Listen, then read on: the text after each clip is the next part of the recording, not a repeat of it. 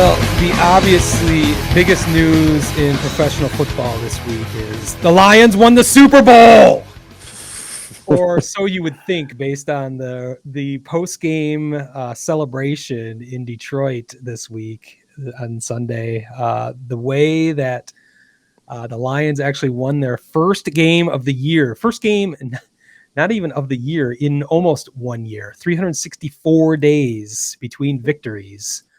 The way that team celebrated was definitely fun to watch, but pretty damn ridiculous considering they are now 1-10-1. The celebration included Coach Dan Campbell grabbing owner Sheila Ford Hamp, throwing her into the air. Essentially, I thought he was going to break her. I didn't realize how tiny that woman is. She's in her mid 60s, maybe 70. She might weigh 60 pounds, and he looked like 10 times the size of her. Picture. I was fearful for her livelihood. Fortunately, she was uninjured in the melee.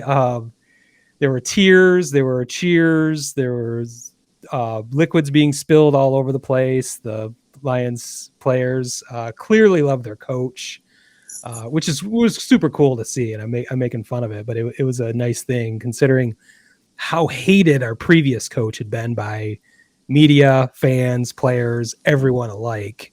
I think I probably won't even mention his name ever again because it's needless to bring his name up again. So I guess it was refreshing to see a fun moment for the Lions. They finally got off the schneid. A little bit over celebrated considering the depths they're in. I can't imagine how a celebration of winning anything of importance might look if that's how they get what they do for one win. But it was funny. It was definitely a journey to get there to that first win. They could have won many games this season. They could have, yeah. Things have bounced the wrong way. They have shot themselves in the foot. Everything that could go wrong has go wrong, and that exact same scenario set itself up in one way or the other on Sunday. And Lions fans could see it coming again, how they would come up just short. But it didn't happen this time. Things actually worked out despite their greatest efforts to fuck things up again. I'm still not even sure what kind of coverage Minnesota was in for that game-winning touchdown pass. I'm definitely going to get to that. That was comical. That was basically the Vikings SOLing themselves. I'll get to that in a minute, but Lions actually pretty much dominated the game. They took the lead in the first quarter, and by the end of the first half, they had finally breached the 20-point mark.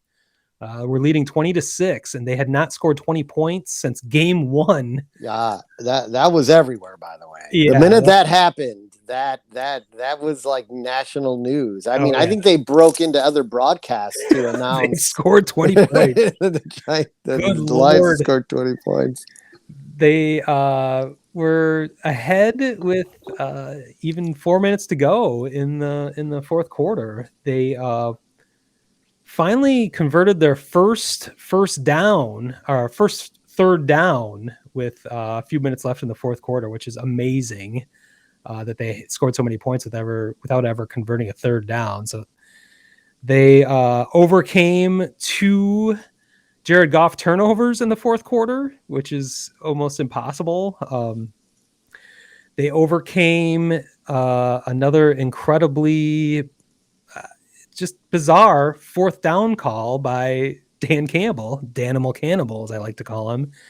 His schizophrenic nature about going for it or being ultra conservative it's impossible to predict at this point. When he goes for it, it is the highest risk, lowest reward situations versus the other way you should do fourth and shorts.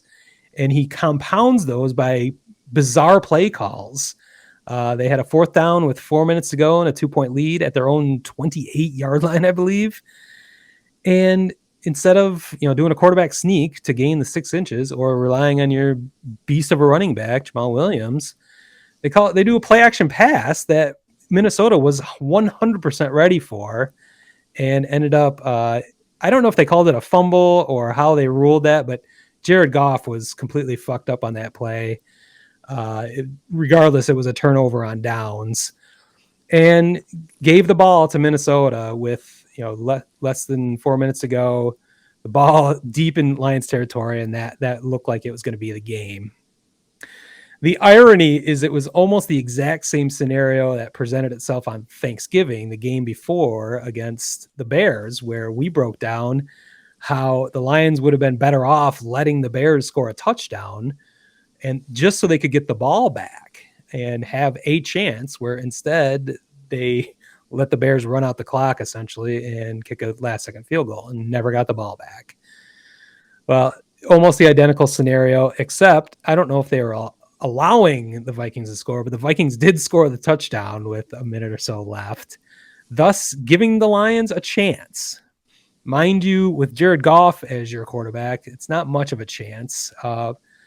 Somehow, though, they were able to ride the arm of Jared Goff down the field and had the ball first and goal, had 4 shots at the end zone with time running out, and blew the first 3 until they had one play with 4 seconds left from the 11-yard line. And while most defenses would guard the goal line in this situation, somehow Minnesota rushed 3 and dropped 8. And basically they all guarded the goalpost. They all went back at the end zone, where, that's like a 20-yard pass for Jared Goff, and that is not his forte. The only option Jared Goff really has is a short slant, and that's exactly what the Lions did right at the goal line, the 11-yard slant. Minnesota didn't do bump coverage with all their 8 backs and let an easy score for Ross St. Brown. I always forget his name, but it was so bizarre that, like, I was watching the game. I was standing up. I didn't know what happened. I assumed, just because I'm a Lions fan, that they had dropped the ball or it was just incomplete. But the announcers, I felt like, thought the same thing, because they didn't yell out touchdown right away. They didn't yell out complete pass. I finally saw another Lion running towards him with his arms up. I didn't see any referees with their arms up signaling touchdown. I don't know what the hell was going on. There was so much disbelief. Yes, it was. It was unbelievable that they could actually score on that, because it was just obvious they were going to get down there and then the rug was going to get pulled out from underneath them. But it did not happen that tragic way. It actually worked out. So just a bizarre win. We will take it.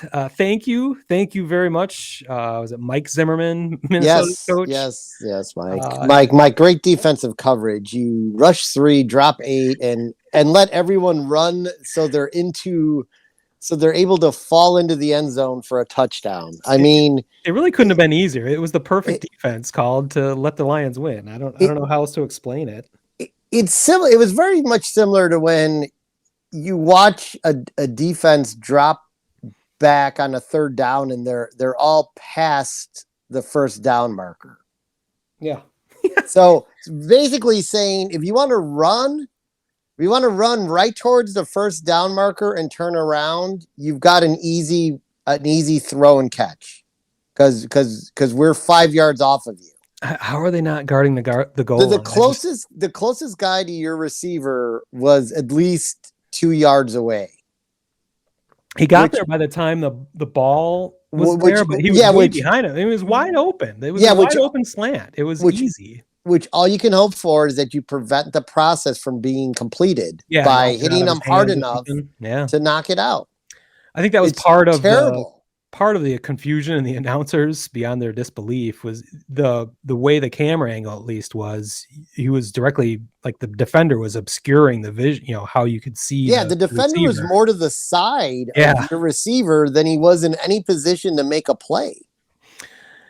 I don't know. I can't explain it. All I know is it feels like, again, that Minnesota SOL'd themselves and gave the Lions a victory, a much needed victory.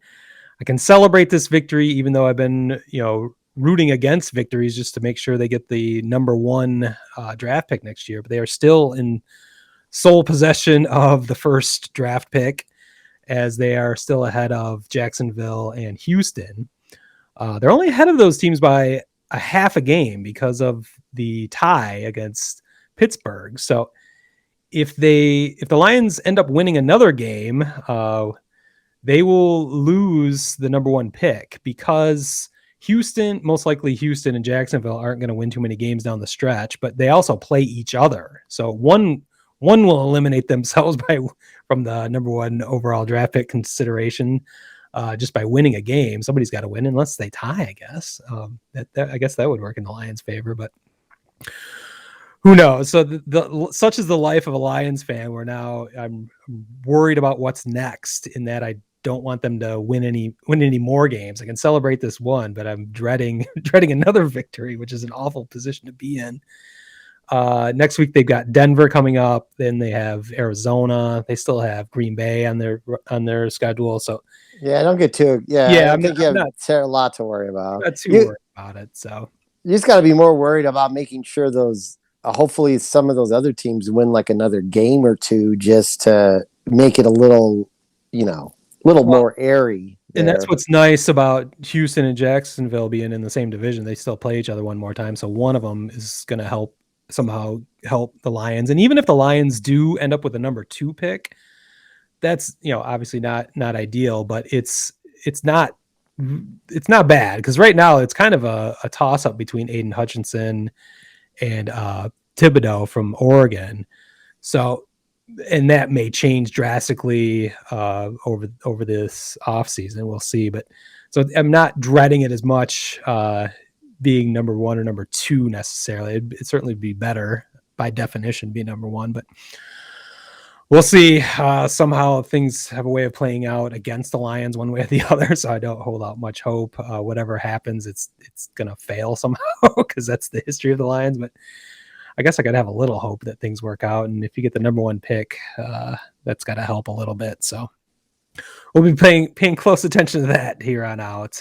Although they're going to Denver this weekend, I'm not impressed with Denver in any way, and I could see them somehow fucking things up and handing the Lions a victory somehow, as improbable as that sounds. I'm not sure the last time the Lions won in Denver, but as we've seen from other matchups this season, it's usually been several decades since they've won at an AFC's team's home field. So we'll find out this Sunday.